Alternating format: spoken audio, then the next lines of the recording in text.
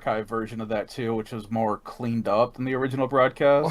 Oh, okay. But Listen. Like, I'm sorry, but if you're gonna create a list a year ago for the worst movies of 2025, GTFO, especially if you put Fantastic Four and How to Train Your Dragon at number 1 and 2, it's like, Wait, they made it get last over it. year? Yeah. Were they even? Did they even say in there of like, oh, No. we predict that No. these are gonna? Oh man, No. the It was least here looked is all of forward the to. here's the biggest movies The of the biggest year, box essentially. office flops. Bleh. I did hear What's that that the new place? Fantastic Four movie from this year was actually pretty decent. I heard that too. I've Yeah. heard it's cliched, but pretty decent. I've also heard that Superman is a banger of a movie. I really want to which see that. Hey, that could be. we our- will get to. That could be. Well, our- no, we'll get to that in DCEU season 4, dude. That's true. Because we've still Okay. got to do season 3 All right. first. Well, we know what season we're gonna do next then. Yeah. My son and his girlfriend really love the Superman movie, so All of the clips that I have seen, and I'm like trying not to see a lot of it, but all the clips I've seen, I'm like, dang, this looks like a fun movie. And everyone that's reviewed it has been like, this is a pretty fun, great movie. And I was like, great. That's all I need. I just opened Rotten Tomatoes and it says trending on Rotten Tomatoes, the Rotten Tomatoes app. The worst movies of all time, War of the Worlds. What is its current Rotten Tomatoes review score? Wait, they have 7 War of the Worlds movies and TV shows ranked. Okay. 2025 is currently at a 3%. 3%. Pharaoh in chat says that's not a DCEU season, even though it's the new DCU. Yeah, we just don't have a fun name for it yet. We still need to do DCEU Part 3, the finale, and then we Yes. get onto the new DC. Which, if I'm right, that ends with the Flash, which couldn't have been more perfect of one for that to end with. I've seen some clips from Flash, man. It looks fucking bad. Like, setting aside the issues with the main actor and all of their myriad Problems? issues, it just looks like a bad movie, man. Yep. Hold on. Sort of movies in 2025. Sort by worst. That's literally the button I'm looking for. Sort by baddest. What you got? The Home. Okay. There's gonna be a lot of stuff we probably haven't heard of. So I'm gonna remove the theater version here. Mm-hmm. 10 minutes gone. What looks like Bruce Willis's final movie. Oh boy. Poor Bruce Willis. But no, that was 2019. That's not 20. Give me 2025. Get your filtering in order, Rotten Tomatoes. while he's digging around with that, the A&W ice cream sundae Oh yeah. is odd. Is odd. It's odd. Okay, well. Yeah. Very, very chemically. Okay. Well, It's not the worst thing I've ever had. I totally forgot they remade definitely I Know What You Did lingers. Last Summer. I am Wait, surprised. they remade that? Yeah. Yeah, they remade I Know What recently, You Did right? Last Summer, and it came out this year. Yeah. Like, it came out like 2 months ago. The thing that I was suspecting going into famous Infamous this year, and everyone remember, Infamous means famous for being bad. That I thought Freaky of Friday. I actually thought Happy Gilmore 2 was gonna be a lock of like they're finally doing a sequel after 20 years. It's gonna be bad, and people are like, it's fine. It's like, no, damn it, I need people to hate it more. And thankfully War of the Worlds and Mr. Cube came at the final moment. And it's just like, hey man, we got a real stinker for you. Thank you, Ice Cube. Last I had seen, and I'm looking it up real quick now. It's dropped not quite a bit, but the new Naked Gun movie's sitting at 89%. That's still surprising. A lot of people love it. Okay. I have That's- not had a chance to go see it yet. Yeah, I haven't either. My wife has agreed to go with me on being very under the influence Okay, I of thought you were going to say under alcohol and duress. whatnot. I'm going to go, but I'm not going That to be too, happy but about it. hey, we do this thing where it's like one of us will pick a movie for the other one to go see with them, Hmm. and she holds the old time record for picking 12 Years a Slave with knowing enough about it that she was interested in seeing it, Uh-huh. not knowing enough about it, and not telling me what we were going to go see. So we went and saw it in an Alamo, and I'm sitting there trying to eat a blue cheese burger, and I'm like, so what did you say this movie was about? It's very uncomfortable. Yep. That It was a good movie, but have I was not in the mindset for it. have I told you guys about the like disastrous first date I went on in high school with my like longtime high school girlfriend? I don't think so. We went to the movie theater. I It think wasn't Alien, was it? no. It's so much worse. We went and I think we had like a dinner and we went to go see a movie and we didn't. It was in the late 90s. So I had no idea what we were going to go see. We just knew we were going to go to the theater and see a movie. And we go. Yeah, you had to be on Apple QuickTime to watch those movie trailers on the Apple That's website right. at that point. That wasn't happening. We go and we're like, oh, perfect.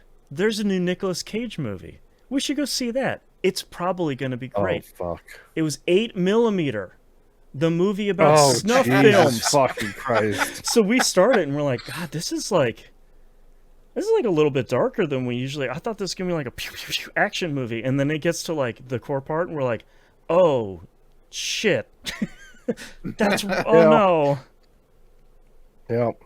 yeah, So I got another couple of suggestions for your infamous here, Boston. uh-huh. The Fountain of Youth, the Apple-produced TV movie directed by Guy Ritchie, starring John Krasinski and Natalie Portman, I which hadn't even heard came of that. and went, dude. Fountain of Youth. Okay, so I started typing in Google the Fountain of, and it filled in with Youth Rotten Tomatoes as the very first result. Oh my God, poor Guy Ritchie. What happened with Guy Ritchie, man? Where did it all go wrong? We could have a Guy Ritchie retrospective season on Critical Misses, to be honest. I do want to see The Man was from it- Uncle because of Henry Cavill apparently was really good in that. Oh, I know where Yeah. it went all I do- wrong for him. Aladdin. Madonna. No, Aladdin. Madonna is where it went wrong with Guy Well, Ritchie, dude. That was really Swept Away was not good, but at least he had Revolver and Rock and Rolla after that. The two Sherlock Holmes movies are good. Aladdin is so bad though. Oh my God. The new one, the live-action remake with Will Smith, he did that. He directed and wrote that movie. It's so bad. Jesus fucking Christ. Okay. Anyway, The Electric State, another Netflix movie, which could be in there as infamous, Yeah. with Millie Bobby Brown and the guy from the other Chris, who's not Hemsworth or Evans. Oh, yeah, that one. Yeah, you know what I'm talking about. Yep. Chris First time Pine? Section I've got an 31. actor right on a guess. Woo! That's right. Not Pine. The other Chris. The other Chris. Yeah, Chris Tucker. The other That's the one. Chris. No, the other Chris. He's not Section gonna be in 31, the Rush Hour Star 3. Trek movie, Boston. Yeah. That one is another infamous one. Aladdin was only bad because of Will Smith. Will Smith I didn't will, tell me. I will disagree on that one. Oh,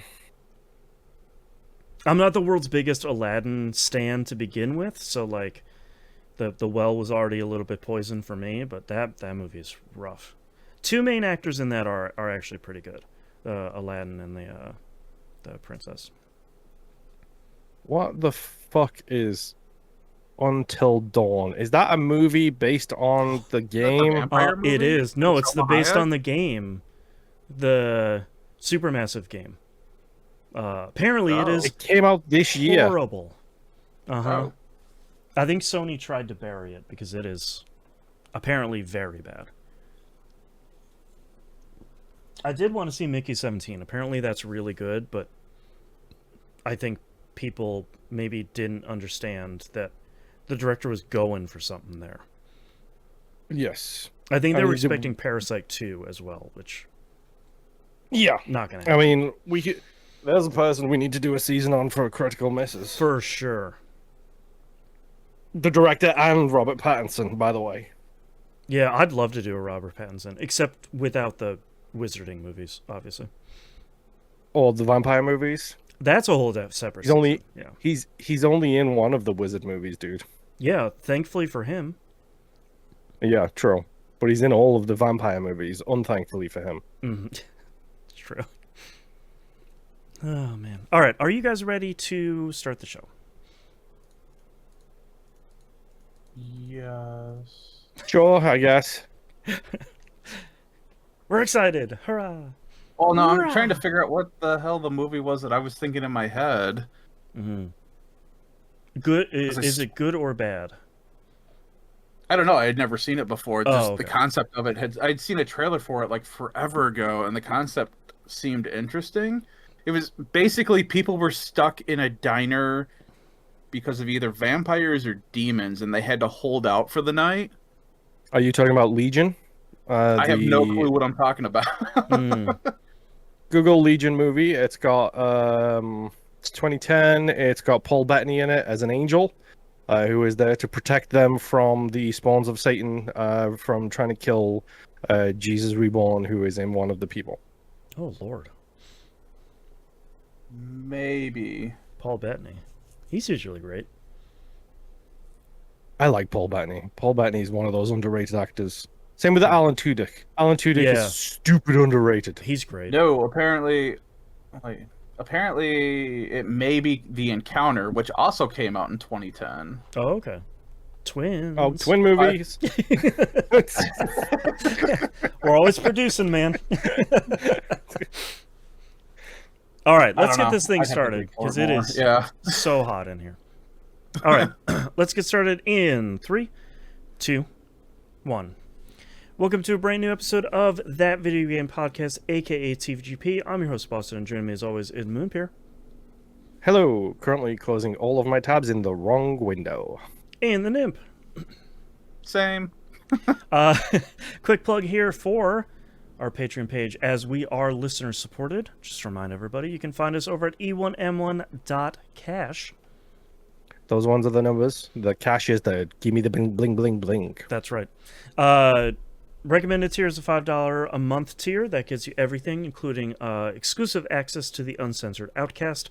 That's where we are talking about everything non-video game related in our life. I will show the viewers here how long the Outcast list here is this week, and we still have more things to go.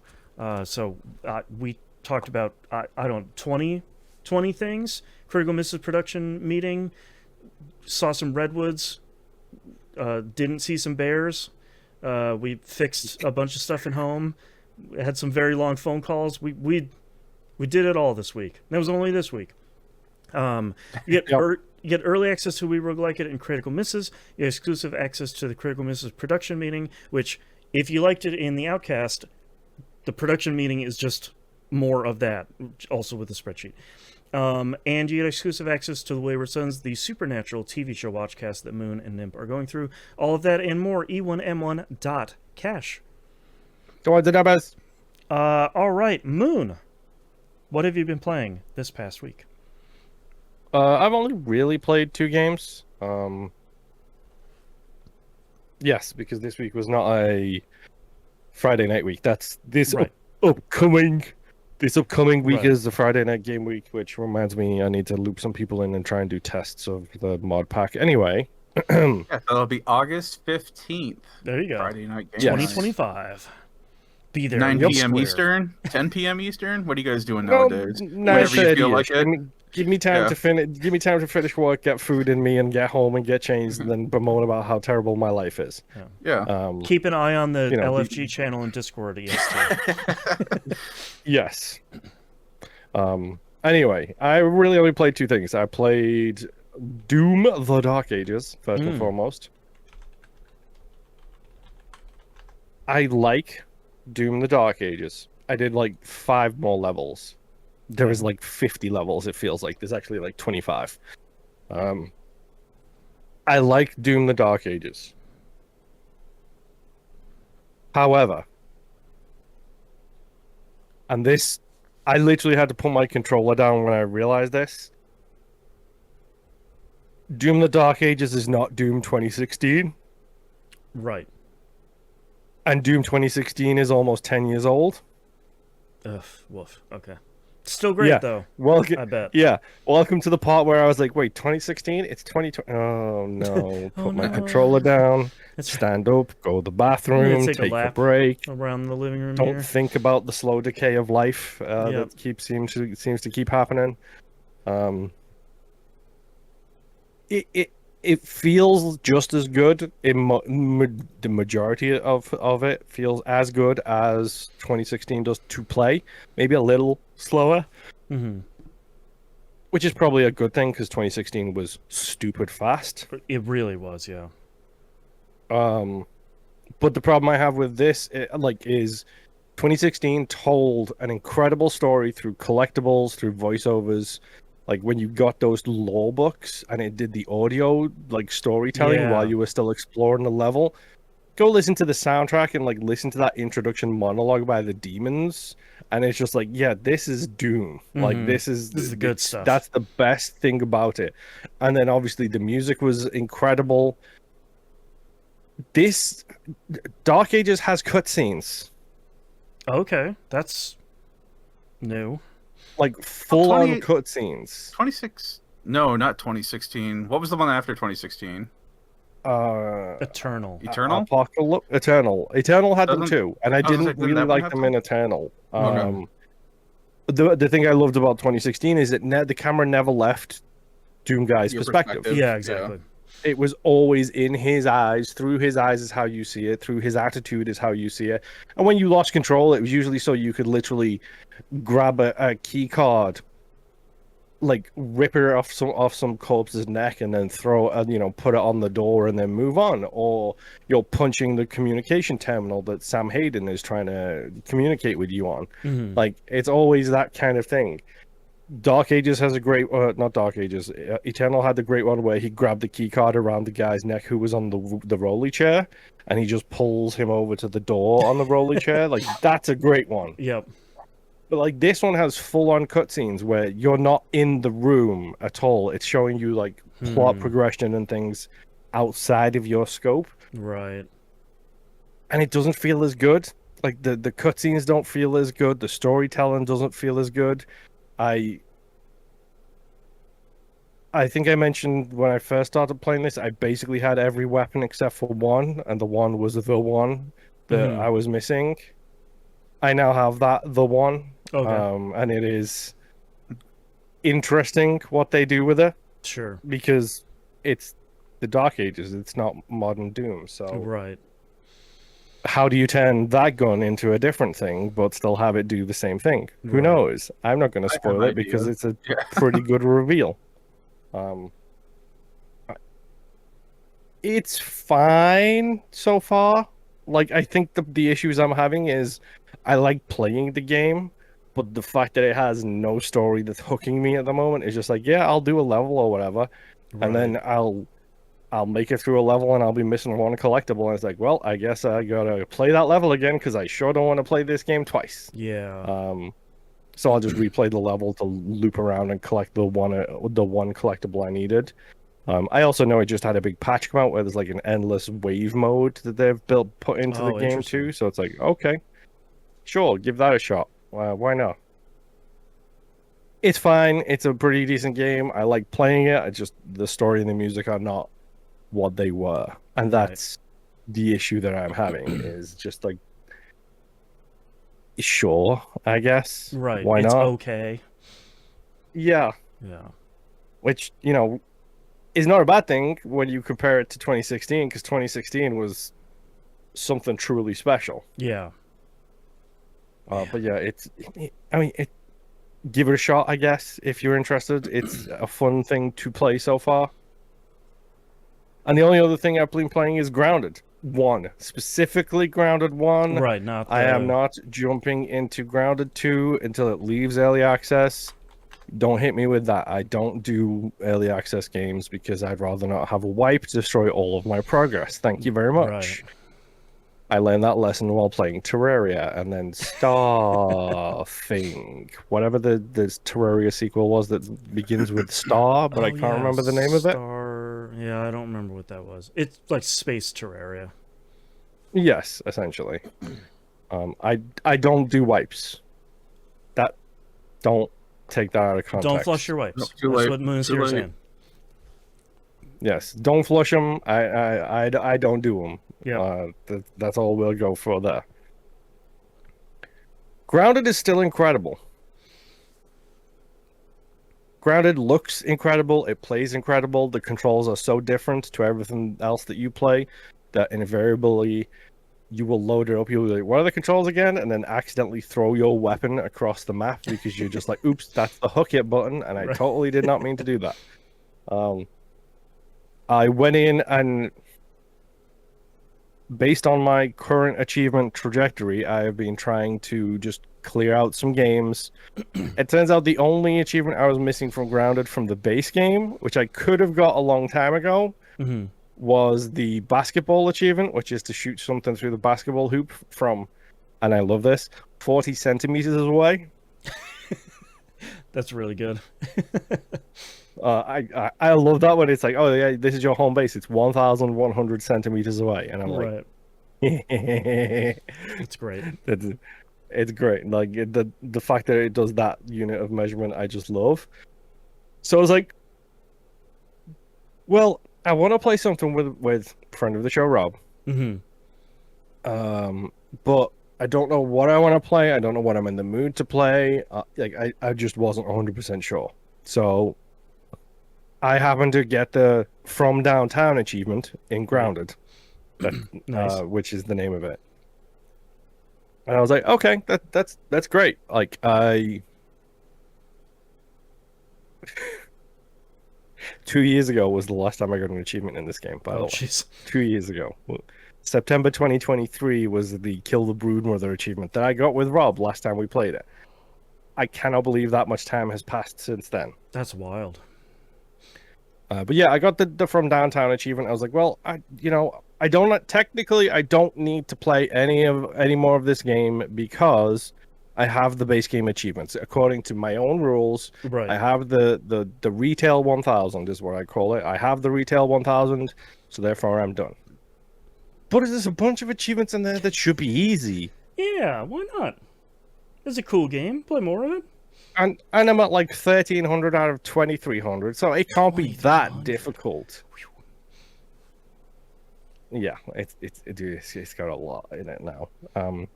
Sorry, 3,300 achievements it has in it now. Sheesh.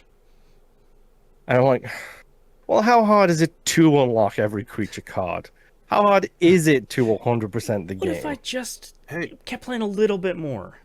Moon, by that same factor, a lot of the achievements in Elite Dangerous are not that hard to get.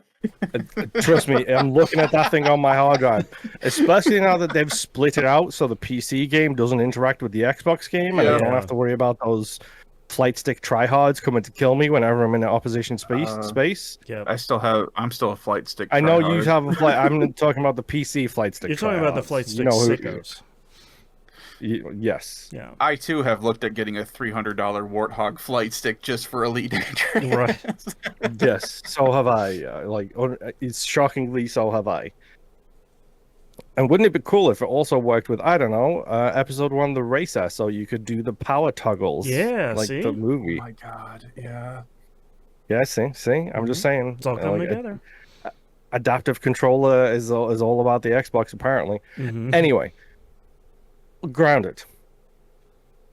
So we tried to kill the infected broodmother again. It didn't go well. It's been a rather, little we tried too to kill long. the infected. Yeah, we tried to kill her for the first time, maybe. And it turns out that the infected broodmother has 3 stages. Oh, okay. So 3 full health bars. Oof. And oh boy, does that suck. So while discussing it, we were like, well, we could do with some better armor, and we probably definitely 100% need this one charm, which is the charm that you can get from harvesting the fungus in the game. But it's like a 1% drop rate on the fungus. Mm-hmm. And in the meantime, you've got to find. The new thing is we can find the ant queens, and we can turn the ant queens into friends, and that's great. And we have to do the mixes, which is like the defending points kind of part of the game. Okay. So I befriended one ant queen. I got the ant pet. The ant pet apparently has an inventory set. Oh, So boy. I loaded up my ant with mushroom bricks, and then I just went around with Rob, and we just cleared out all of the mixes by building mushroom walls around them all, and just like mushroom walls, build, defend, kill, disassemble the mushroom walls, take them to the next one. That kind of stuff. Okay. And it went really well. So we knocked out the mixes really quickly. We took care of that problem. And in the process of doing that and killing the mantis and a bunch of other stuff that I needed to do,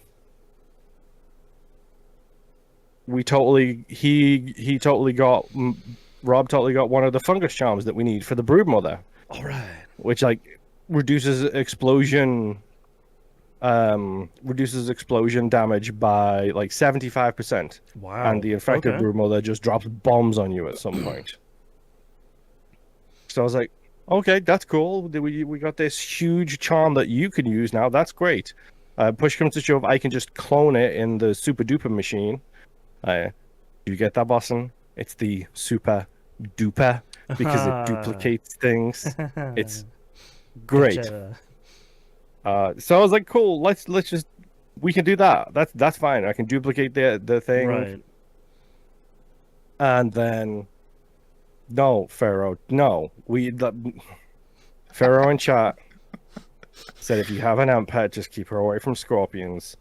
Literally a topic of conversation while playing the game was trauma Shared ridden childhood upon our trauma. shoulders by movies, Right. especially from when we were kids. That was one of the things that we discussed. That's right. Thank you very much.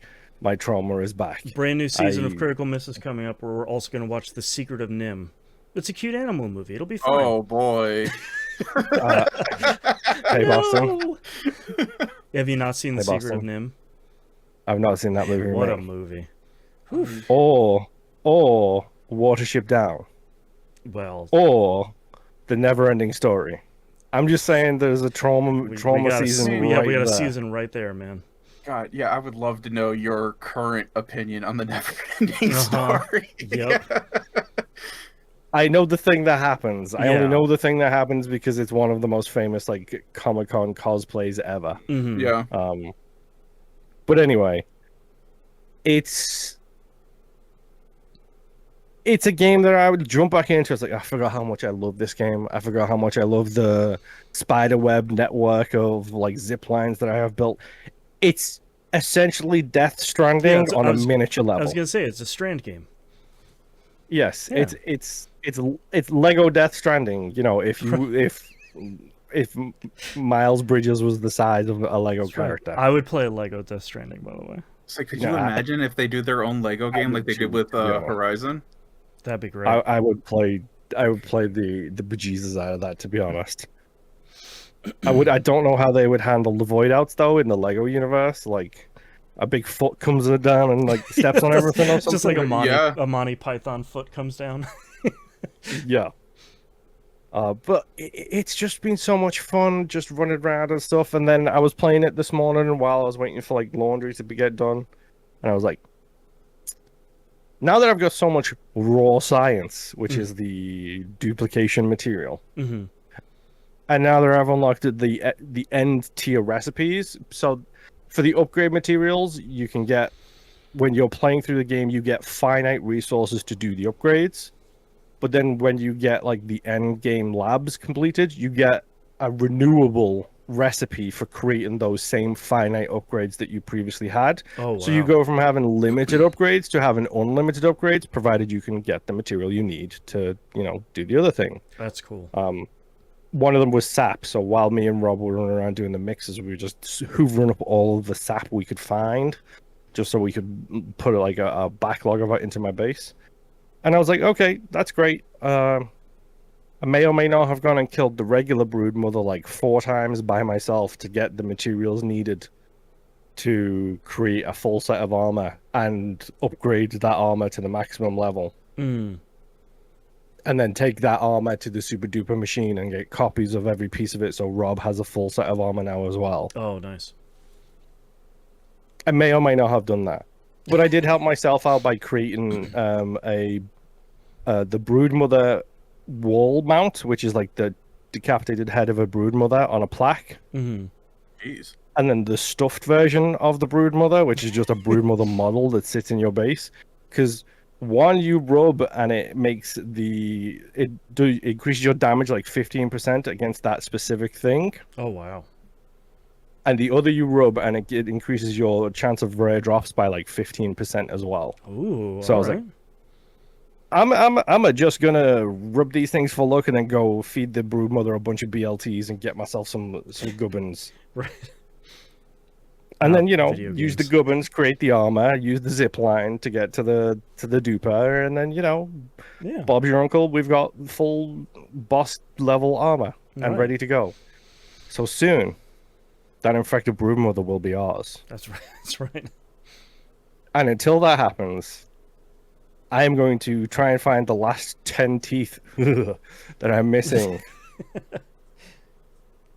to try and get some of the quests done. Mm. Because so far, I think I've helped Rob get 1 achievement in this game, and he's helped me get like 6. Because Oh, okay. Rob played too much of this game when it was in early access, and then too much of it every time a new update came out. So Rob's done most of this before. He's just doing it for the lols and Right. for the For the love effortless charm of my company. of the game. Right. But I want to get him some stuff too. Yeah. So I'm gonna get him. We're gonna get him the peep them all achievement, which is for like identifying every monster in the game. And you do that by holding your hands up to your eyes like binoculars, the and that's how you peepers. see further. Mm-hmm. And then hopefully I can get him the 100% achievement too. And if I can, fantastic. Yeah. Nice. But yes, that's all I've been playing. All right, Nimp, take it away. Nimp. All right. So I have played a ton of Division 2. Okay. Mostly compacted into Saturday, because I got all my homework done, so I can have this weekend to just screw off and play games. Yeah. And that's what I did. So I am currently watch level 90. Nice. I have been playing tons of Countdown. Yeah. Countdown has been good to me. Countdown cares. Countdown treats loves me you. Yeah. This is not Without- the words and numbers game from the UK, right? This is like No. an in-game That's mode? number one. Okay. So originally I was thinking, it's like, okay, I want to kind of get into the Dark Zone a little bit. Mhm. So looked up a couple videos. It's like, what's like a general like starter build that you can do to kind of get into the Dark Zone? And a lot of people have been going back and forth about this exotic SMG called Backfire. Right. Okay, cool. Apparently, because of this season, with the extra stuff, the modifiers that you can add, it turns this weapon into like a really good damage dealer. The drawback with this exotic is that it does bleed damage to you after a while, and you have to set up your armor and stuff like that to kind of mitigate the damage, or else it'll do like 50% bleed damage to your health or something like that, and put you in a real bad spot. All right, fine, whatever. So I was like, all right, let me try to see if I can even get this. And I did like a couple countdown missions, boom, drops. I'm like, oh, And sweet. were you okay. focused on SMGs as Yes. the like loot focus? Okay. Yep. So I'm like, all right. I'm not focusing on anything. Watched a couple more videos, and I'm like, you know what? Trying to set this all up right now, and a lot of it had to do with also having like almost maxed out stats. A lot of people were saying they didn't have like the maxed out expertise and all that stuff, and it was still a really good build. But I'm like, that just sounds like it's relying too much on this season modifiers. So I'm like, next season it seems like this is just going to be okay. So it's like, cool. I got the exotic. I'm not really going to go through with this build, whatever. So while I'm just kind of messing around in Countdown, I also get Scorpio. Okay. Which is a shotgun. Right. Which, let me pull up, because I took pictures of these two. I don't remember what Scorpio does. Septic Shock. Shooting a target applies a stack of venom, which lasts for 10 seconds. Increasing stacks add more severe debuffs to the target. 2 shots is poison, 4 is disorient, 6 is shock, 9 target takes an additional 20% damage from all sources of damage. Jeez. Stacks no longer increase. So I'm Okay. like, okay, Sure. cool. I then also get St. Elmo's engine. Oh, St. Elmo's engine is the thing that's locked in my agent's hands. So apparently that is, from reading a bunch of other stuff, like that is, if you want to start like a Dark Zone build, St. Elmo's is the way to start. Oh, okay. And potentially to get into more advanced builds, that's also a really good weapon to have. Mm-hmm. Because shooting an enemy with this weapon will give stacks. At 100 stacks, the next magazine will be 100% filled with shock ammo. Yep. Also, shock ammo. It's a laser beam too. Yeah, shock ammo, when you shoot an NPC or another player, literally shocks them and they can't do anything until the shock effect wears off. So if you have a full mag of that going on. I actually saw someone, and a full mag is 71 bullets for that one too, which is a lot. I actually saw someone recommend, because I was wondering what the good rolls for that gun is. Someone had recommended actually respecking it so that it focuses on damage to enemies out of cover, because when it shocks an enemy, they stand up and they lock in place, and it considers them to be out of cover. So you're doing that extra like 15% damage to them, and I was like, oh, that's really smart, because using that, using its exotic skill to do even more damage sounds great. So I gotta do that at some point. And then I also got the Striga. Okay. That one has the unnerving talent of killing an enemy will apply a mark on every enemy within 20 meters of it. Multiple marks can be applied to the same enemy. Max number of marks can be applied to an enemy 5 times. All marks on an enemy will disappear, after 10 seconds, but while the mark has been applied, deal an additional 15% amplified damage per mark to marked enemies. Jeez. Okay, that's pretty good. So I'm like, okay, now I understand why I've been hearing a whole lot about the Striga lately. Yeah, no kidding. Dang.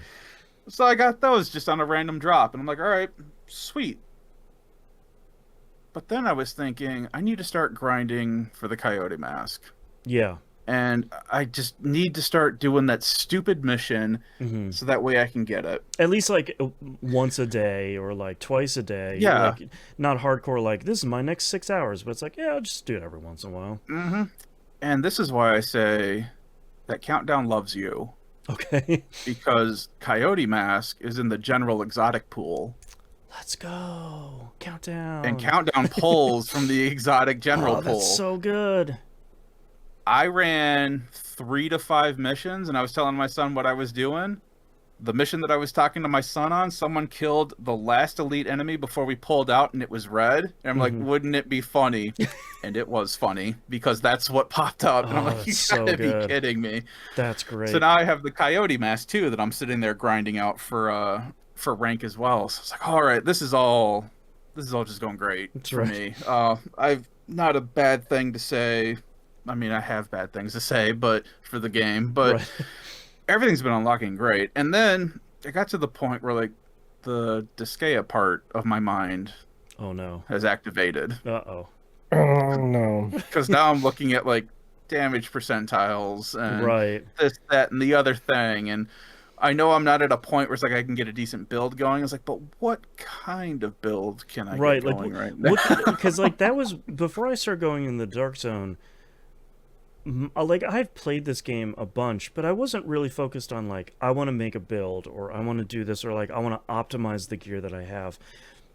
And I was in the same spot where I'm like, okay, what do I need to get a good Dark Zone build, with recognizing my watch level is only like 550 something, so it's not like in the tens of thousands like some of these YouTubers have, or like my expertise value is only 4%. It's not maxed out at 30% like everyone else's is. But I'm like, what can I do at my level? And I was sort of at the same spot you are, where it's like, okay, I'm actually not that far off. I need this exotic armor piece, I need this exotic weapon, and I'll just hit countdown for that, and then I need armor pieces from this set, and that'll be like 4 of my 6 armor pieces, and you can focus for the set in countdown. It'll just drop, Yep. random pieces from that set. And then like my other 2 things, they're just like, yeah, get something from like your holster and your chest piece, let's say. Get it from this manufacturer, and you can focus a manufacturer in countdown and just run until you get something that looks halfway decent. And I was like, okay, Yeah, this because is if great. if I could show you guys the notes that I have on my tablet, on my phone, on the sticky notes on my computer, and they're It all says like completely different sets of notes. max out to 15 CHD and max Um, out to this. so for the DZ zone that I was thinking of building, I need a piece of Bellstone, 2 Golem, and 3 Heliogard. That way I can get the maximum amount of assault damage with the St. Elmo's engine. Right. I need to have efficient or an unbreakable chest talent to put on there. Unbreakable And is my so good. backpack, yeah, and my backpack needs to have adrenaline rush. That's the things that I Gotcha. figured out. How am I going to upgrade this? Well, your second I'm glad primary you asked. weapon, yeah, the second primary weapon that you should have doesn't really matter, but should have flatline. That way you can put the little laser thing from the tech class on there that helps with like the pulsing stuff. Right. Why does the pulsing stuff matter? Well, and it's like this is the rabbit hole Right. that I It am all on like right now. it all builds upon its like that's what I Yeah. that's what I started noticing like when I was watching another shout out to Rogue Gold. He has a really good there's like a million different DZ builds you can make. I really liked his. It's largely like a striker catharsis, perfect adrenaline build. And I was like, oh, like that's what I want out of a game like this. I want my exotic armor piece to like correlate with my backpack skill, which correlates to this, which attaches to the weapon that I really like using, attaches this. Like I want 4 or 5 parts of my build to all work together. And like that's what I feel like I have not had in something like Diablo 4 or Destiny 2 of like I want it all to come together. Like you find that one exotic and you're like, "Oh my god, this is perfect." Like what was the poison exotic gun, the one Oh, that spread. pestilence. Yeah, The pestilence. It's one of LMG. those where it's Yeah. like, oh my god, this is perfect. Like I love this gun. How do I put a build together around doing this? Like that's what Yeah. I want out of these games. Because I'm still running Pestilence as my main right now. so Now that good. especially since I got the Coyote mask, I'm like, cool, I have all the pieces that I need. The Right. only thing that I'm working on is I just need to start getting my library built up so that I have max stats so I can start moving core attributes and stuff around Right, and getting right. what I need on each individual item. So my gameplay has now turned into go to countdown, select whatever it is I'm trying to build up for the library, run through that, get everything, go to the library. Do I have any skills, Right. core attributes, or attributes Any that need to orange go in arrows there? going up? Yep.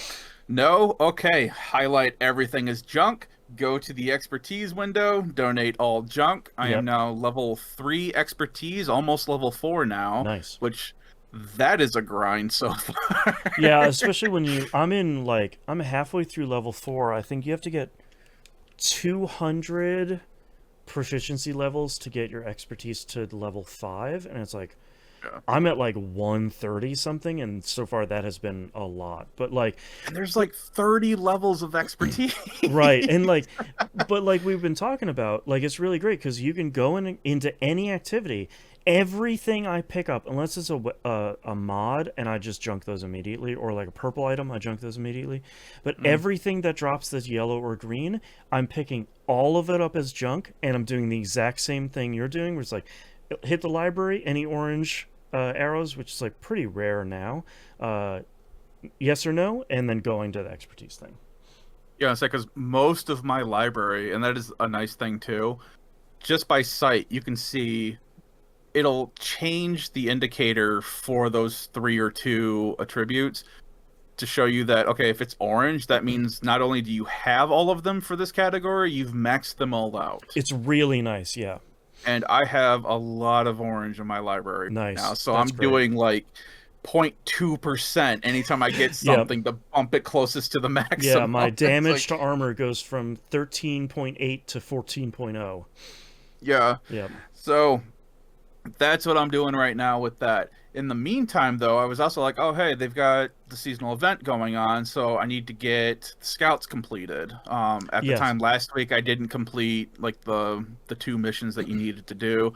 I have completed everything, and the last mission or the last scout's unlocking Tuesday now, Yeah, for the it's like refresh. Manhunt 12 or whatever. Yeah. Yeah. And watching videos on the old manhunts, it seems like what happens is on the 12th, it will open up the final scout. You have your last set of missions to go through, and then you should be able to do the final mission for the season. Yeah, I was Eh, reading that too about like there'll be a mission that unlocks and you can go run that. And it's like, oh, okay, cool. Yeah. And running that gets you the Tinkerer mask, Right, which seems extremely OP right now. right.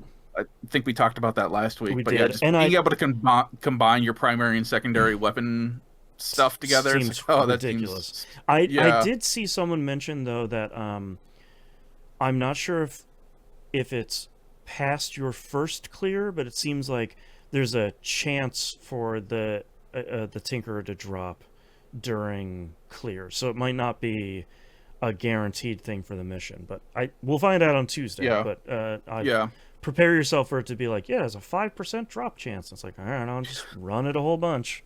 exactly. Just keep going, Do whatever. do matchmaking and just run it a bunch. Yep. So I've got all that prepped out. I went through the DC map, picked up all of the shade tokens, so now I have all the skills unlocked, all the base Oh, skills right. unlocked now. My son and I are gearing up to finally go through New York. There's like a couple things on like, so basically everything on the main DC map we've completed. Oh, nice.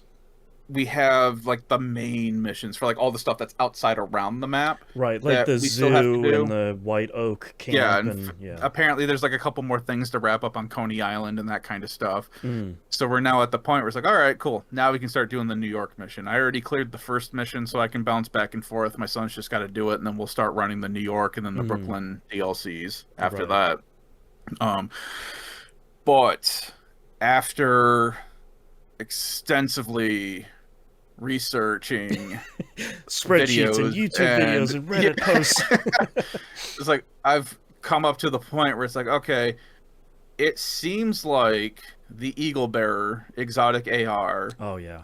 is like among the big three. There's that big horn and one other weapon that I don't They're remember. the three like hardest to get exotics, yeah. Yeah, apparently is really good, except for the tenacity stat, which I'm not a huge thing of. But basically, you do like a bunch of damage, and I haven't fully read it or understood it, but you do a bunch of damage, and you can negate that by killing more enemies. But if you don't kill enough enemies within enough time, you get a certain percentage of damage reflected back on you, Right. It's this which can real outright risk kill you. reward thing of like if you keep killing stuff, you're gonna do great, but if you don't, it's gonna kill you.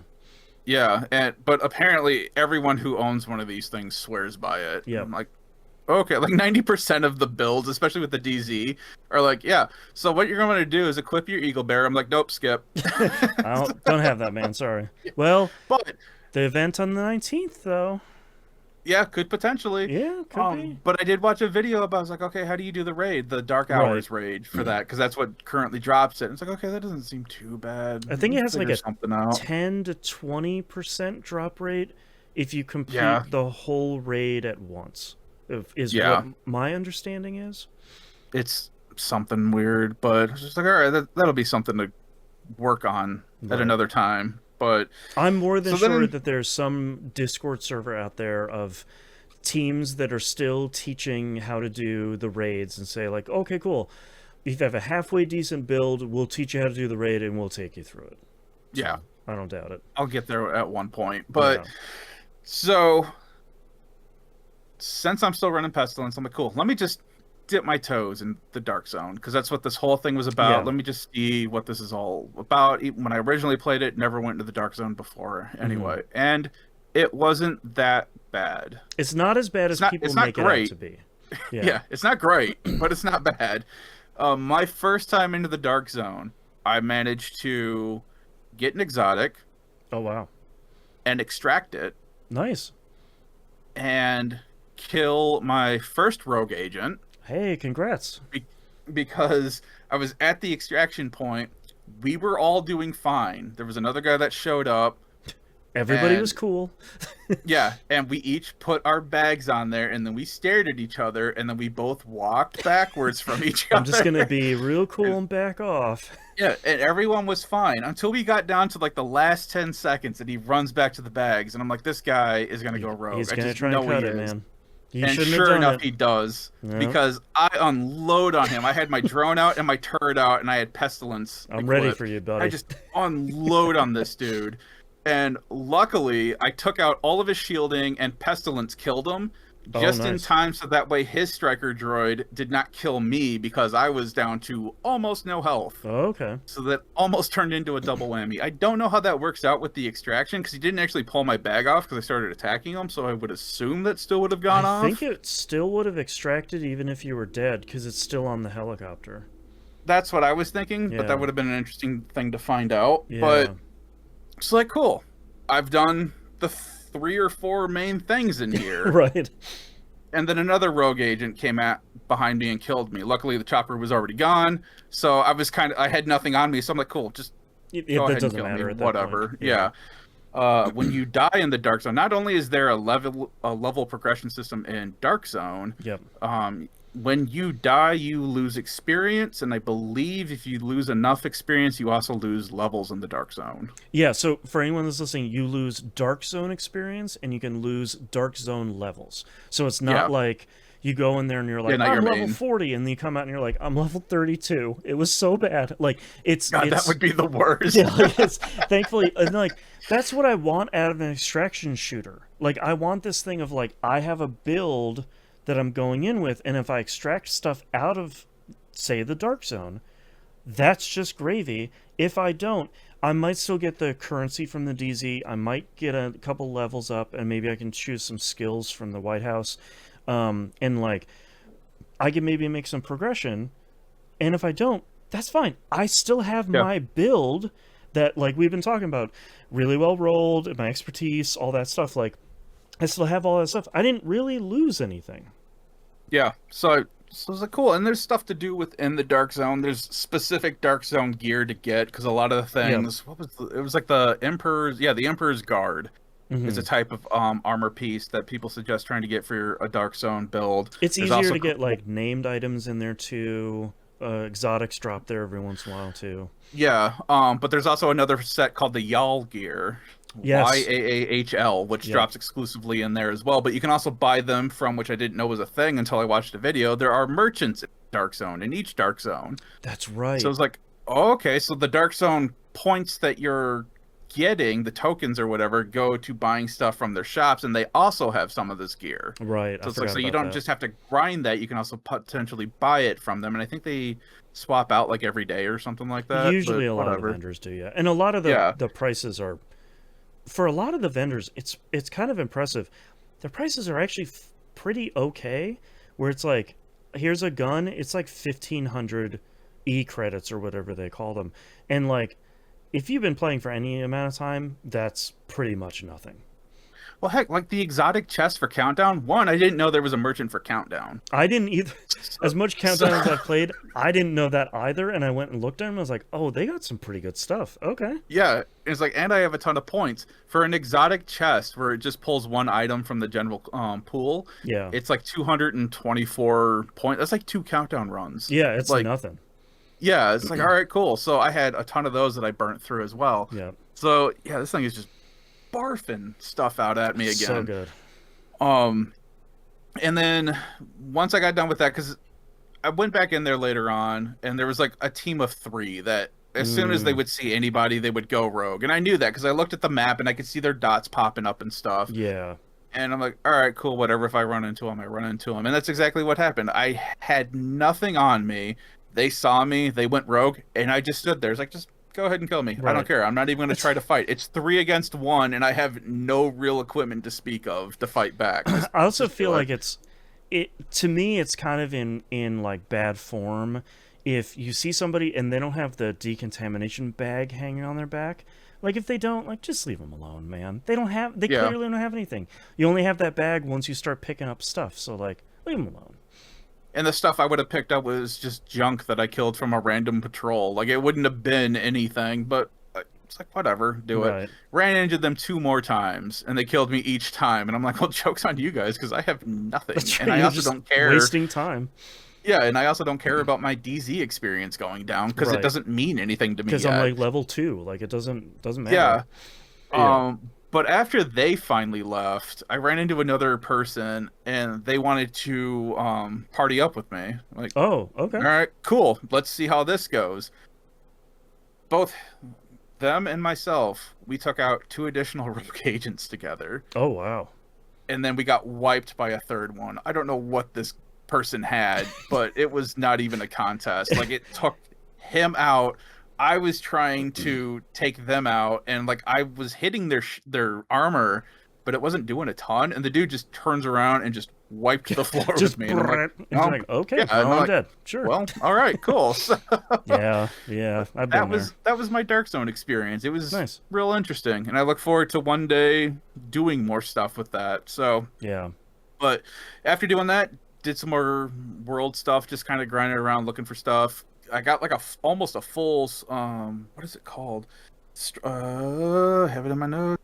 Second, like a full striker gear. That's the set I'm which- running right now. It's a basically like right now isn't playing. It's a red stat gear, which basically means damage. So it's like a Yeah. huge damage set. I normally run a 6 skill core set, so that way I can overload my skills. But that striker set, I've been using that for a while. It's real good.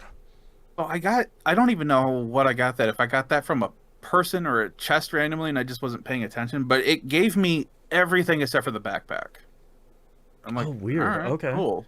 So I have Huh. all that favored and thrown in, and my son had said the same thing because he was looking at the stats for it. It's like, oh man, you got garbage rolls on all of these, and I'm like, yeah, but I got them, so I can change the rolls. Yeah, exactly, I don't like, care what. Yeah, If you get a better roll, cool. But if not, I just start pumping Yeah, materials in there.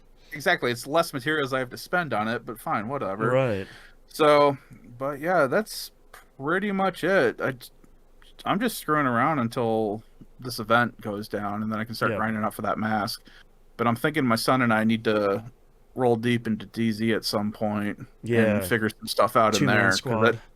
that Yeah. seems like it's going to be fun. It's going to be a it's a lot hassle of because fun, I think. everyone's got years on us in there. Yeah.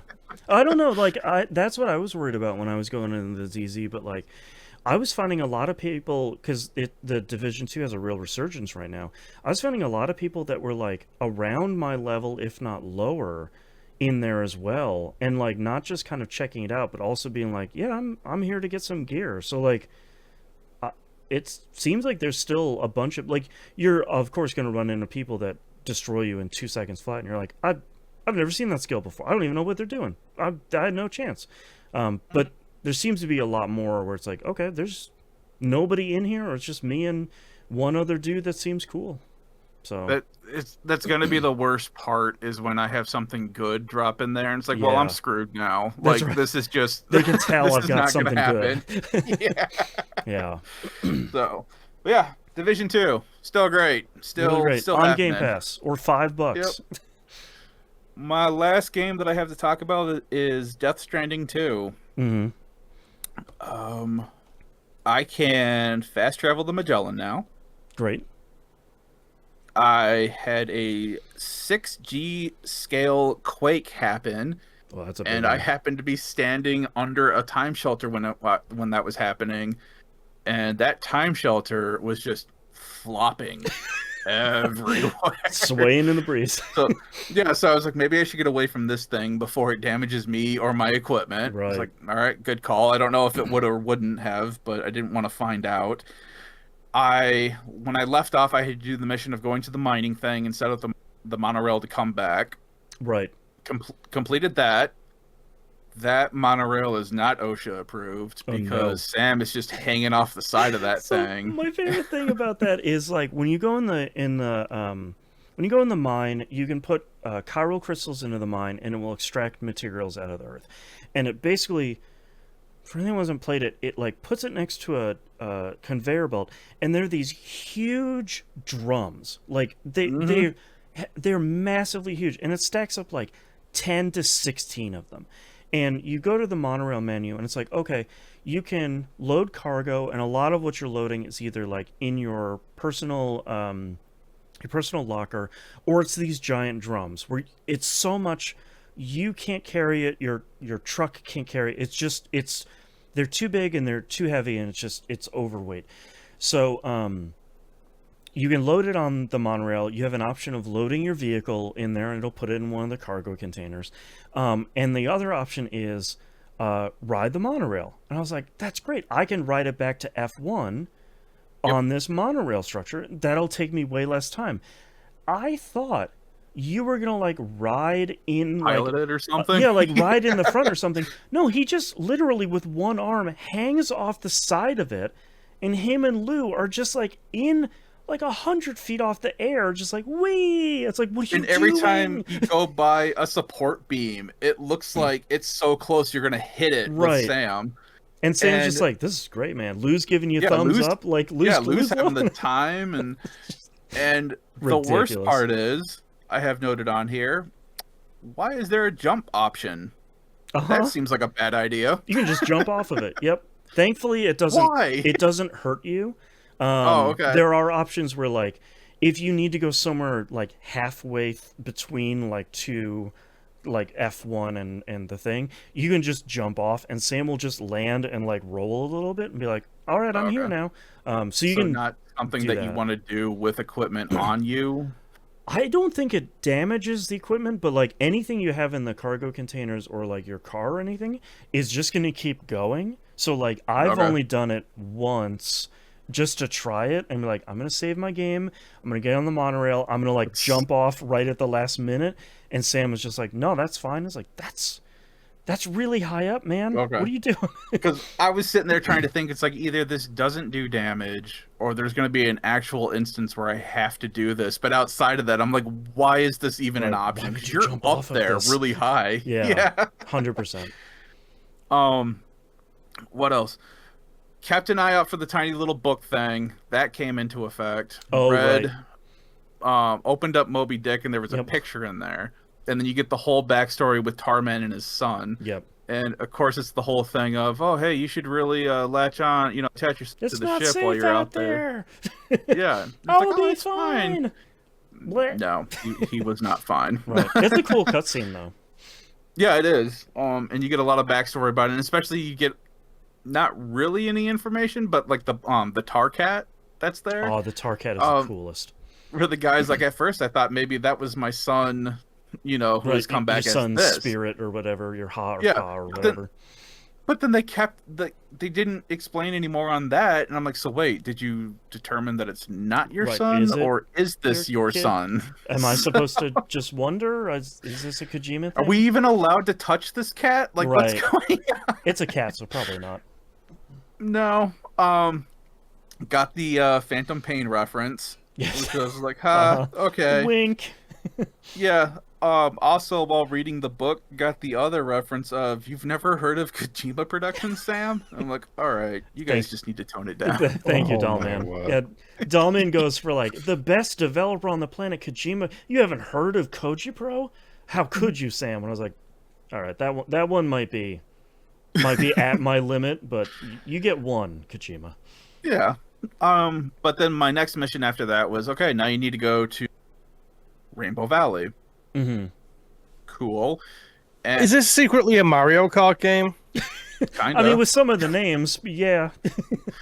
But it's funneling you specifically to go through a valley. I'm like, cool, this is going to be like a kill zone for BTs, isn't it? Right. And I go through my skills because I've upgraded everything, and I get the skill points, so now I can grab tech skills or whatever. And I you have grabbed your, the like, one. skill tree thing. Yeah, and I grabbed the one of them for when there's time fall that will recharge your battery, Sam's Right. battery. Right. I was like, all right, cool. Soon as I leave the facility, it starts to do time fall. I'm like, Of cool. This is gonna be a BT kill zone. This is gonna suck. And I got my little cart, my little floaty cart that's locked down with a bunch of Yeah. stuff. And I go trailing through this area, and I grab a bunch of extra stuff as I'm working my way there. Luckily, there is not a forced BT encounter there. The Right. rain does stop as you get closer to this area. I'm like, sweet. I don't have to worry about that. Drop off all my stuff. And then I get told, hey, now that you've dropped all this stuff, we need you to go across this little stream here and go pick up this other person to bring back to the Magellan. Right.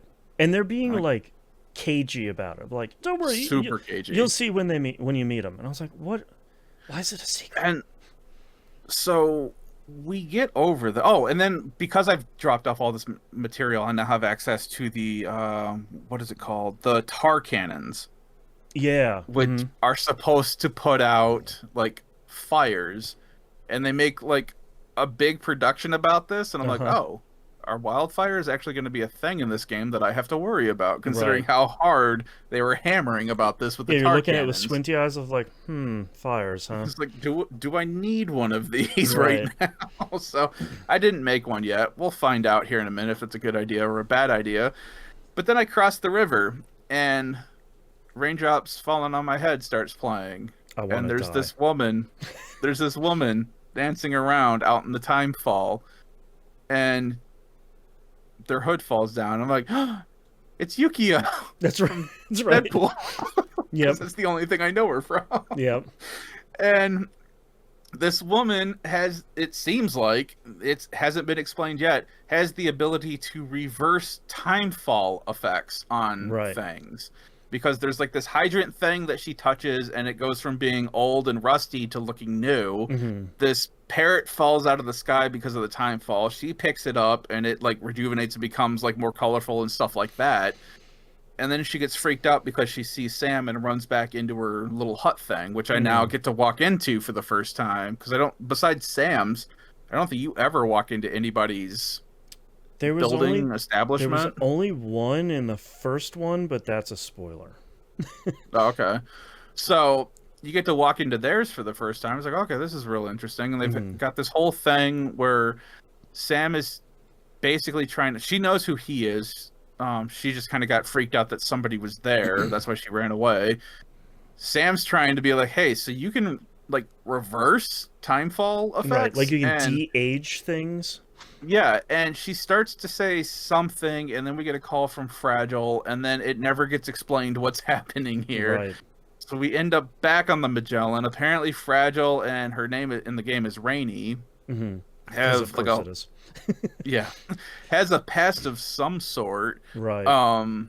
They're excited to see each other, and I'm at the point where, okay, I'm back in my room. Now we just move on to the next mission, I guess, with no explanation on what's going on. So my favorite thing about Death Stranding 2, I feel like this didn't happen a ton in the first one, but a lot of it is like the Persona 4 and Persona 5 sort of thing, where it's very much of like your buddy telling you, boy, it sure seems like a great time to go into your personal room and get some rest. And Sam is like, I guess I'll go take some rest in my personal room. Come on, Lou. Yeah. And it's like, okay, cool. Are we gonna? Oh, the cutscene's just. Oh, okay. Are you gonna explain that at some? Okay, we'll see you later. But like, anytime there needs to be like a break in the story where it's like, okay, we have a cutscene. We're gonna go rest in the room, and then I'll meet everybody on the bridge, and maybe we'll do the rest of the cutscene. Or sometimes Fragile is just like, okay, here's your next job. And it's like, yeah, but hold on. I just met like another supernatural being who's this tiny lady with something to do with rain. We're not going to talk about it? Okay, I'll just go connect something else, you ungrateful jerks. Which I'm kind of okay with still right now. Because I'm like, all right, I'm still technically in the beginning section of the game. So I'm sure I'll figure something out about this. Like, I'm still trying to figure out how we have, like, Azure servers on the beach right now, and that's how this is all working, kind of thing. That's right. Oh yeah, the internet beach, and it's like, oh yeah, I forgot about that. That's weird. Yep.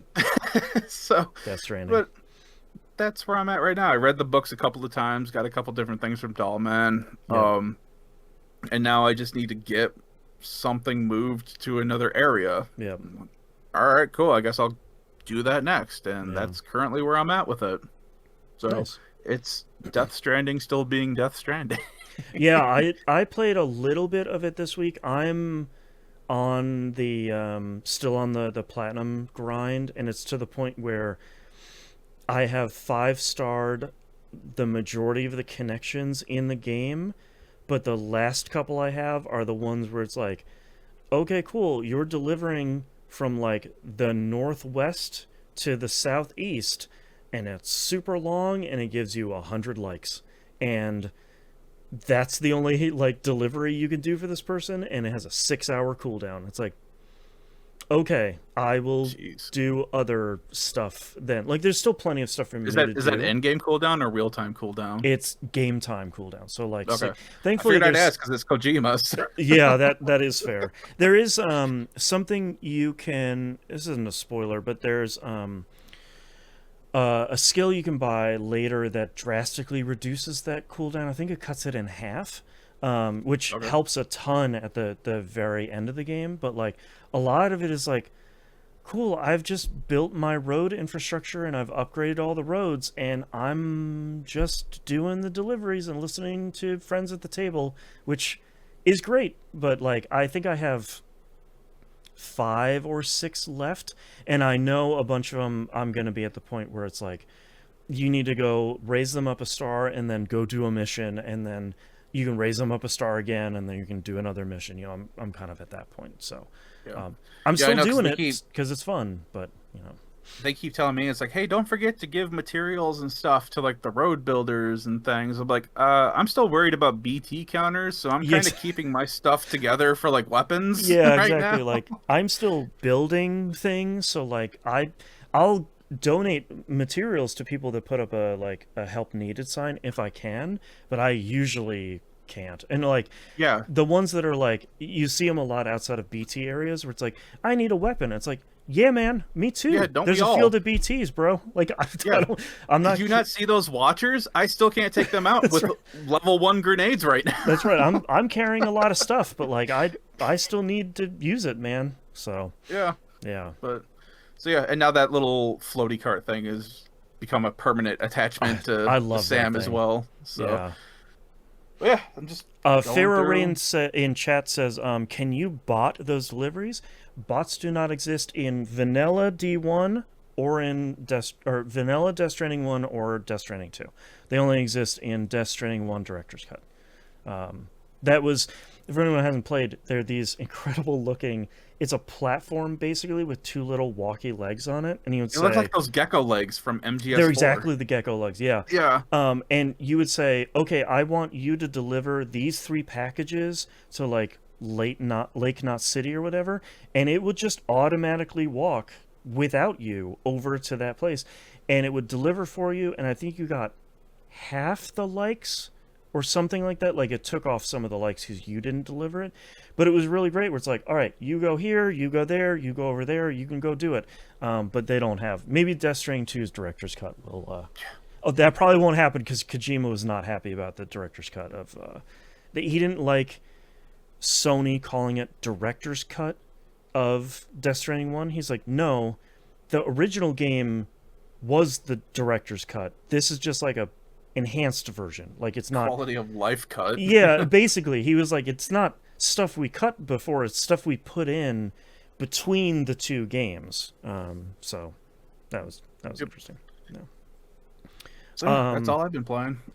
All right, I actually didn't play any video games this week. If you're a patron, please go listen to the Outcast for what I spent the majority of my week on. But talked about it on the Outcast, I think it was last week. My kid and I have been getting into the Pokemon trading card game, the Pokemon TCG. That's the majority of what we have spent this week playing, is the actual physical card game.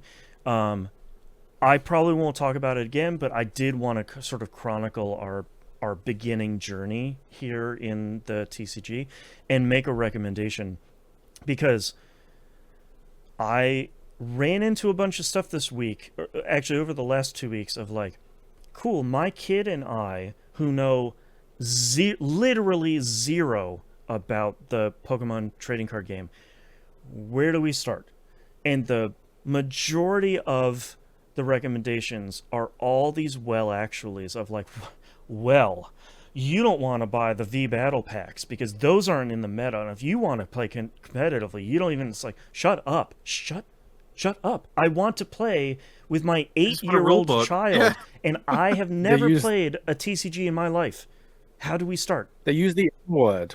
Like, why would you just disregard anybody that uses the M word? Right, like That's meta. Boy. that's right. I don't mind if someone is like, these cards are in the meta or they aren't. That's a separate conversation. And like the number of posts that I was finding of like, hey, my wife and I loved Magic years ago and we just got into Pokemon. Where do you start with this TCG? And the number of like, well, if you were interested, it's like, no, just tell them what to buy, especially It reminds as me of that video of that guy who's like, "Oh, you just dropped $7,000 in Pokemon." It's like, is everyone doing? If they're serious, they are. It's Yeah, like, exactly, oh my like- god. and like the thing too is like in 2025, this is like not a secret. You can't buy anything. So like Yeah. if I'm going to buy something for Pokemon, I want to make sure I'm buying the right thing because I'm probably going to pay a little bit of a premium. I'm not going to go buy an Elite Trainer box which MSRP is for 50. I'm not going to spend $250 on that. That's not what I'm into. I might spend $60. I might spend $10 over, but I'm not spending 5 times the amount. So there was actually 2 things I eventually found. No thanks to literally anybody on the internet. But I found one package that looks like it's out of print, and it was called Pokemon TCG My First Battle or like My Beginner Battle or something. That's unfortunately out of print in favor of the thing I actually bought. And it was basically like, here's a deck, and it is a simplified card. So it's like Pikachu has 2 attacks, and they do nothing special. You don't have to like take energy away or play something else, or it just does 2 attacks. And Charmander has 2 attacks and nothing else special. And that was meant for apparently kids that are like 5 and 6 years old to get started. And it's just like, here are very basic cards. What I bought, and the thing that I would really recommend for people that are like me and know, again, literally nothing about trading card games, because I have protected myself and my wallet and not started these things, is something that's called the Pokemon Trading Card game Battle Academy. There's one that came out in 2022, and there's one that came out in 2024. And I don't know if there was one that came out earlier than that. It's really cool because it comes with 3 complete decks. The one that I have is like a fire deck, a lightning deck, and a dark deck. It comes with the playing mat that you need. It comes with all of the damage counters you need. It comes with a coin to flip, and it comes with, the reason why I bought it is it comes with the fire deck and the lightning deck are numbered in order from 1 to 60. And when you're learning how to play it, each of those 2 decks has a step-by-step book with it that says, open to page 1, play cards 1 and 2 and 3 in these slots on your playmat. This is what they all do. Now have your opponent open up to page 1, play these cards. That's what it does. And then it has you go back and forth step by step to play a complete match with this set of cards. And the cool part about it is after you do that like 2 or 3 times to get the basics, you just shuffle that deck and it's a real deck of Pokemon cards. And it's not like a simplified version or anything like that. It's just a regular deck of cards. So I get this step-by-step thing, I get a rules book reference thing, and I get 3 sets of cards that, like 3 full 60 card sets to get started with. And it was only $20 for 3 complete sets and all of this other stuff. So like I bought that one, and I was able to find a place that was selling the older one. It was Pikachu Darkrai and whatever the Sword and Shield Rabbit Fire Pokemon was. Um, that one I was able to find for $17. So now, for less than $50, we have 6 like full decks worth of cards that have the right energy, the right items, and all of that stuff. So now we can get used to actually starting and playing the game, because I know some people recommend getting an ETB, an Elite Trainer box. Those are like impossible to find, and we're between expansions right now. One just came out in July, one is coming out in September. Score Bunny, thank you, Farrah. Um, so like it's a really bad time, of course, it's a really bad time to get into the Pokemon TCG because you just can't find them anywhere. Say what at the height of scalping? What? Yeah, that's right. That's right. There's a like, and that's like the frustrating part is like, it's really hard for my kid to understand because she shouldn't be in this position of like, cool, so let's just go buy one of those boxes. Like that looks cool. It has like 50 energy cards and we need those, and it has a full set. We need one of those. And like, yeah, but all these 45-year-old day traders are buying these things 10 packs, 10 boxes at a time to try and make $2 on a Pikachu card that costs $1. Like, so an actual child who wants to play the actual game and doesn't want to try to fund more NFTs by selling a Pikachu can't do that because I can't find cards to buy. And everybody is like, the solution that everybody comes up with is like, yeah, just print off a couple hundred cards. It's like, no, like, no, I'm not going to do that for my kid. That's kind of missing the point.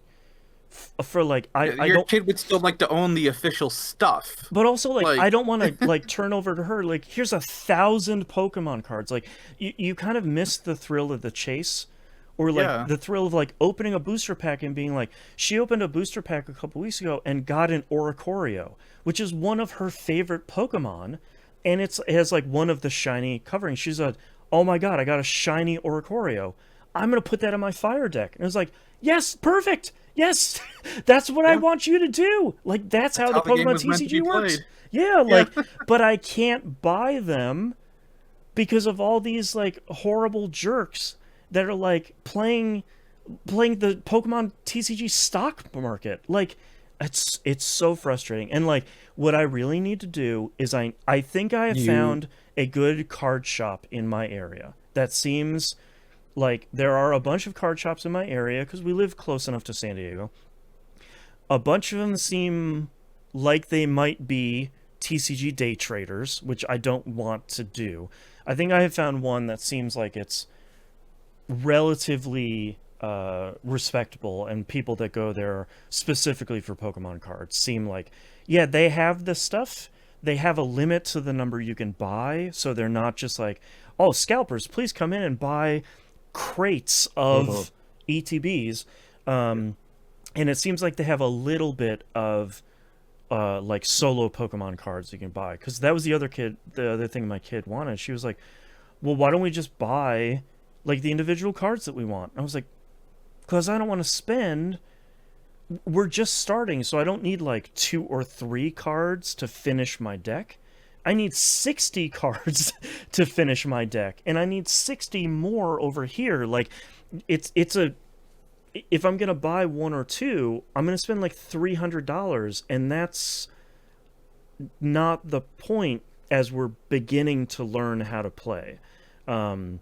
So I'll probably make a trip to a card store over the next couple of weeks, and we'll see how that goes. I do also have to give a big shout out to IGN. They have a really good learning how to play the Pokemon TCG. It's called Learn How to Play with Keith, who I think is like a TCG world champion. They have a really good like 25-minute video where they play an entire match. They only play like with 4 prize cards, so it's a shorter game. But they go through the entire thing of like, here's how you set up. Here's how you like actually play. and here's how you like play these cards face down first, and here's how you do this. So like that was really helpful for my kid and I of like, here's how the flow of an actual game goes as we're learning how to play the game in a real fashion. So I wanted to give a quick shout out to them. But we're having a blast. Like, we are playing at least 3 games every day, and we're playing six prize cards. So, like, these are fairly lengthy games. I'm sure it's faster if we, like, knew what we're doing. We're like, bam, bam, bam, here we go. It's your turn. But, like, we're having a lot of fun. And it's nice that both of us are learning how to play this at the same time. So we're both kind of learning the same skills at the same time, which is great. So it's not like I've been playing for 20 years and you want to play this? Here's 7,000 Pokemon cards I have in a binder in my office. You know, it's none of that. So that's been kind of So the best you part said is, oh God. you said Oricoro is your kid's favorite Pokemon. I'm assuming you mean the Bale style, which is the red and black winged one, not the Pom Pom style, the Powwow style, or the Sensu style. I don't know if the card has a style on it. She does like the Pom Pom Oricorio the most, but either the card is the base level style, and maybe there is a Pom Pom style, which I don't want to know or tell her because then that will be the chase card.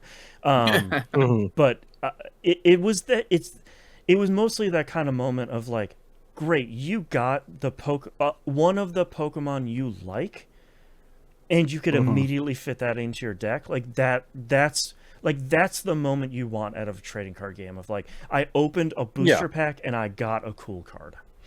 Yeah. Yeah. What were you gonna say, Nick? I was gonna say, since school's starting up, it's gonna be fun with you trying to pick up Pokemon packs. Right. And everyone looking at you being like, oh, so you're one of those people. It's like, no, I actually have a kid. Here's a picture of her. Like, she's at school right now, I promise. This is her binder right here. That's right. That's right. Yeah, that'll be pretty fun. But yeah, we're having a blast, and she has already told me that after I'm done working today that we are scheduled to play 3 more games today. And I was like, oh, okay, you're not pulling my leg because I'm having fun doing this. Like, parent secret, a lot of the stuff you're doing with your kid isn't that much fun, but this one I am having quite a bit of fun doing. So I'm like, yeah, oh no, twist my arm, we're gonna play more Pokemon TCG. Here we go. Okay. So and the one time she beats you, it's like, no. She's beat me a ton of times, legitimately. Oh, like, no. there have been a couple of games where like you can tell she's kind of getting tired, so I don't want her to lose and like have that be our last game on like a down note because she's still young. So like there's some where I'm like, goodness, what attack should I do? I don't know if I can do anything. And it's like, oh man, this like EVV is ready to come here and do like 230 damage to like all of your cards. But I'm not gonna do it. I'm gonna be cool.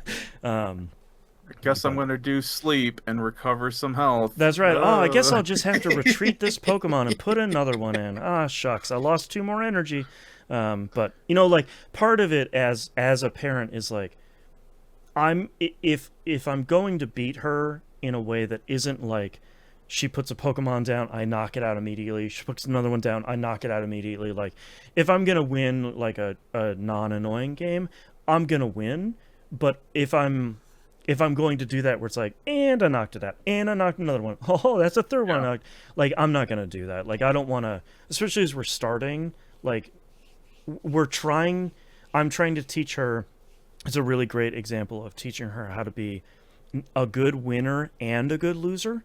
And like not be cocky during the match of like, ho, you're in trouble with this card I just pulled. And it's like, that's not cool, man. Like, it's that real moment of like, imagine if I did that to you, you would probably feel pretty bad. So like, it's a really good moment of like, you're not gonna win all of these, and teaching her of like the luck of the draw of like, our last match yesterday went real bad. I just got no energy cards for the entire, and she just like knocked one Pokemon of mine out after another, and I was like, I don't have anything, man.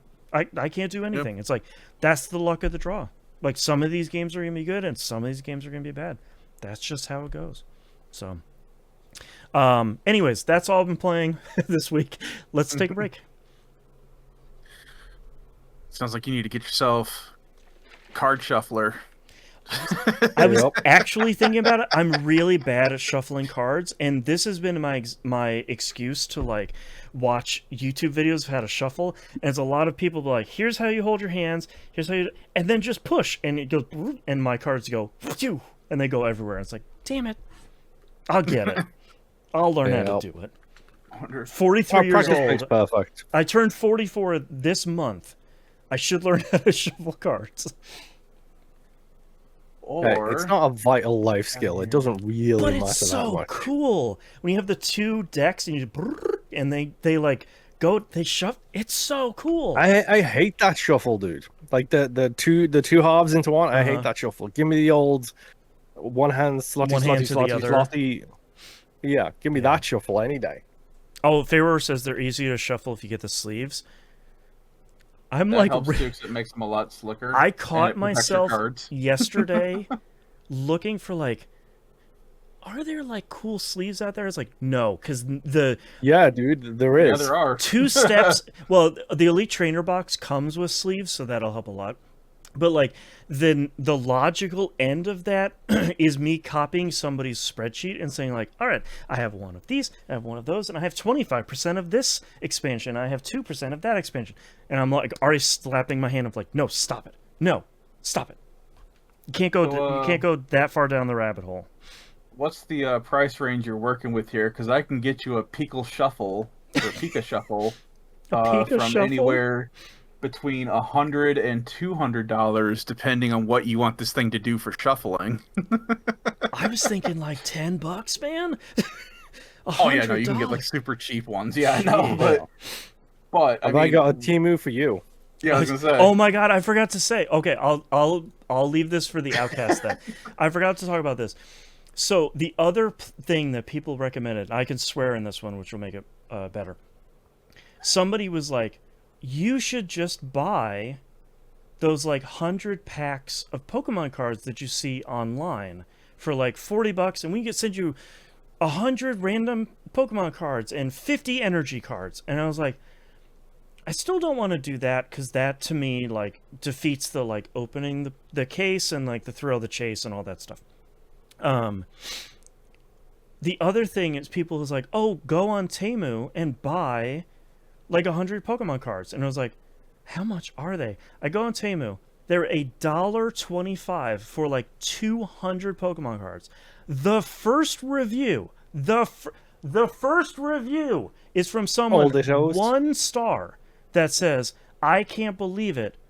These are fake cards. How could they do this to me? Motherfucker, they're $1.25. Did you think you found the like the fountain no one of else youth has. for Pokemon cards, and this person is just selling hundreds of real cards for $1 when I can't buy a booster pack for less than $50? Are you stupid?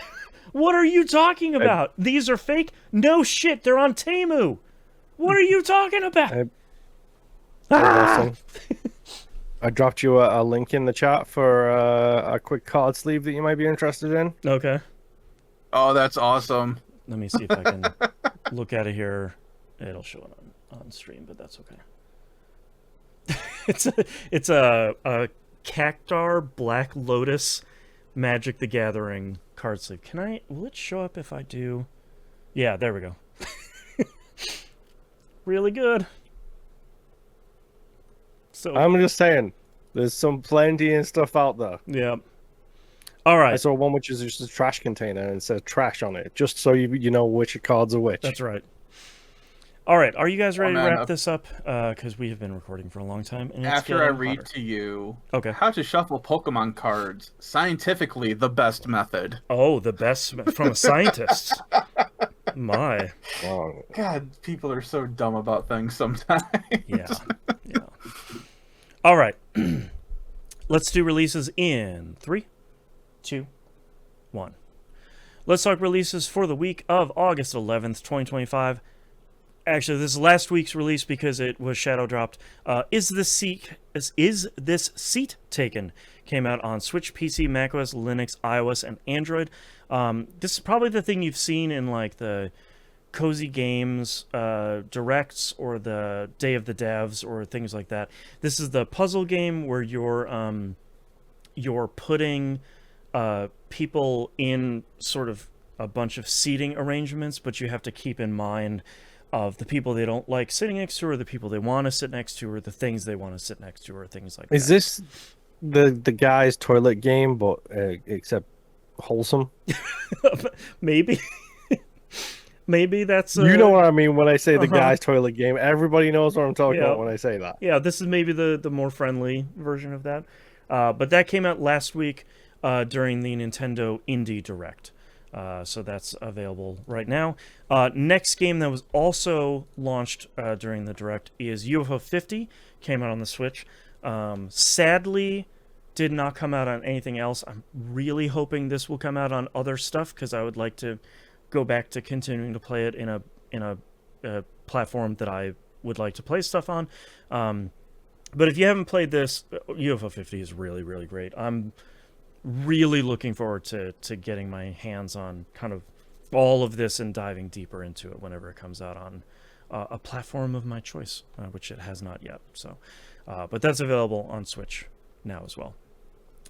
Moving to this week's releases, Heretic and Hexen come out on PS4, PS5, Xbox One, Series Console, Switch, and PC. This is Good Old Games putting out a GOG is putting out a kind of lightly remastered but complete version of both of these games. I adored these games when I was a kid. This is very much like the build engine era of games, except this one you're like firing magical spells and shooting a crossbow and all sorts of really cool stuff. It was that like Doom engine build engine era of like, what if we just made it in like a magic thing? It's like, yep, it was cool. These games are super cool. So those are available out now. Comes with all the DLC. Comes with like 60 frames and all that sort of stuff. So that seems really great. Is it ray traced? Knowing GOG, probably. No, I actually have no idea. Next game here is Echoes of the End. Comes out on PS5, Series Consoles, and PC. I feel like we saw this in like a Sony showcase maybe last year or so. This is a third-person kind of hack and slash magic-y thing. It doesn't look Souls-like. Don't quote me if that's incorrect. It looks more like third-person kind of hack and slash thing, and not the kind of deliberate sort of movement thing.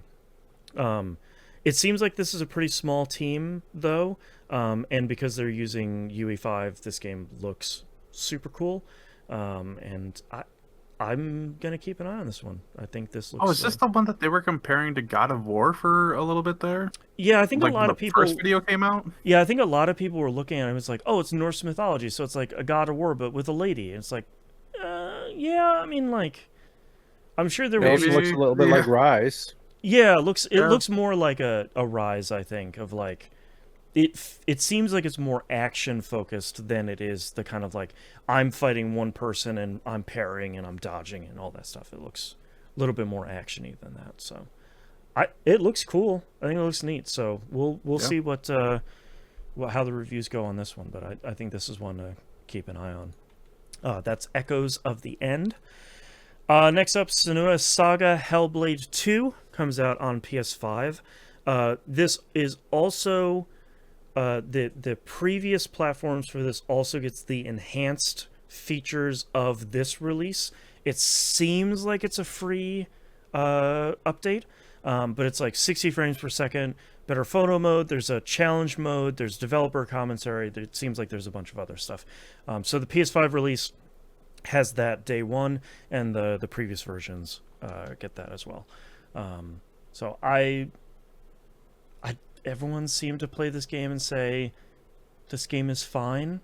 So I feel like if you really wanted to play this, you probably already did. Yeah. I would be surprised if anyone is really holding off on this one, but if you were, now it's out on PS5. Next up, Dorfromantic comes out on PS4, PS5, Xbox One, and Series consoles. This was out on PC and the Switch 2 years ago, if I remember correctly. They call it a peaceful building strategy and puzzle game where you're kind of putting down hex tiles that the game feeds you and building cities and rivers and kind of pastoral industry and stuff like that. And I think Alex Navarro from Nextlander played a lot of this a couple of years ago and really liked it as the kind of like an end of day game where it's like, this isn't a real big puzzle game. There's not a lot of action. You're just kind of building a cool city and then getting a score at the end and going, cool, that was fun, and then kind of moving on with your day. So I'm glad that's coming out to more stuff. What were you going to say, Moon? No, I was agreeing. Yeah. So that's Dorfromantic. Next up is Madden NFL 26. Comes out PS5, Series consoles, Switch 2, and PC. Man, I know I'm not the target market for these games, but every time I see a big new sports game, and I'm like, okay, what's new for these games? And the majority of the time, the trailer, the IGDB summary for this game is dominate the league in EA Sports Madden NFL 26, period. Cool, thanks. What are the new features, man? Like, is there a cool career mode? Are there new teams? I don't know anything about football. Like, is there new, like, a passing, rushing technology? Like, what do you got, man? I missed that brief window when all of the sports games had that, like, campaign in each of them. It started out with FIFA and it was like a I'm a rookie. Deliberate story of one particular person. It's great. Yep. But there's no competition anymore. That costs money. About that. Yeah. Let's do Ultimate Team. Next game here is Midnight Murder Club. Comes out on PS5 and PC. This is coming out of early access. This is a 6-player multiplayer first-person shooter where all you have is a revolver and a flashlight, and it seems like something is wrong with some of your friends. They call it a 6-player first-person hide-and-seek multiplayer party game. That seems pretty neat. It also seems very dark from a footage perspective, which is sort of concerning. But it seems like very much one of those games of like the werewolf game, Among Us, any of those sort of things. So that seems pretty cool. Midnight Murder Club. I didn't really hear too much about this game in early access. I got the impression that a lot of people are kind of like us and like, yeah, we're gonna wait for the full release. So that's out now. Next up is Relic Hunter's Legend. Comes out on Series consoles and PC. This is also coming out of early access. This is a very bright and colorful co-op shooter action RPG loot game. And it looks like it's up to 4 players can play, and it's like an isometric kind of twin stick shooter thing where you and your friends have skills, you're getting loot, you're upgrading stuff, and you're just kind of blasting your way through each one of these levels.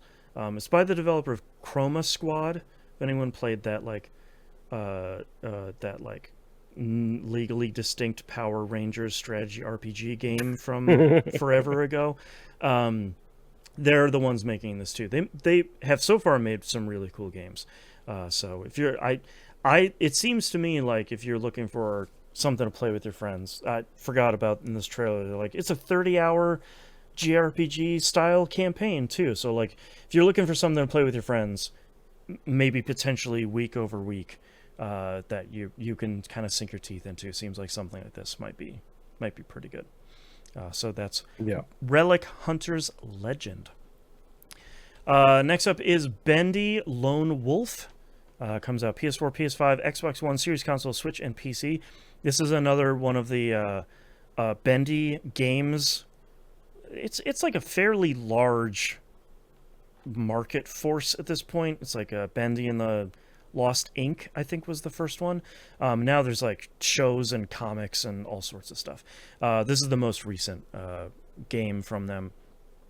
It's really like a horror sort of creeping around, kind of terrifying sort of thing. So I doesn't seem like they're straying too far from their previous formula here.